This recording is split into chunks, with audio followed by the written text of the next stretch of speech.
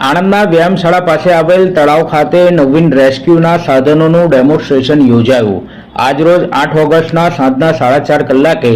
આણંદના વ્યાયામશાળા પાસે આવેલ તળાવ ખાતે આણંદ નગરપાલિકાને ગુજરાત સરકાર દ્વારા આપવામાં આવેલ નવીન રેસ્ક્યુના સાધનોનું ડેમોન્સ્ટ્રેશન આણંદના ફાયર વિભાગના કર્મચારીઓ દ્વારા આપવામાં આવ્યું હતું, જેમાં અંડર વોટર રેસ્ક્યુ કેમેરા જે પાણીના તળિયે જઈને પડેલ વસ્તુઓને શોધવા માટે ઉપયોગિતા માટે કામ લાગશે, રેસ્ક્યુ બોટ જે પાણીમાં ડૂબેલા વ્યક્તિઓને શોધવા માટે કામ લાગનાર છે, અંડર વોટર ડ્રોન જે પાણીમાં ઊંડે સુધી જઈને વસ્તુઓને શોધવા માટે કામ લાગશે, તેમજ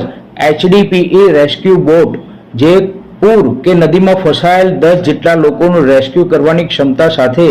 બોટનું ડેમોન્સ્ટ્રેશન યોજાયું હતું। આ કાર્યક્રમમાં આણંદ જિલ્લા ભાજપ પ્રમુખ, આણંદના ધારાસભ્ય યોગેશ પટેલ, આણંદ નગરપાલિકાના પ્રમુખ જિગ્નેશભાઈ પટેલ, નગરપાલિકા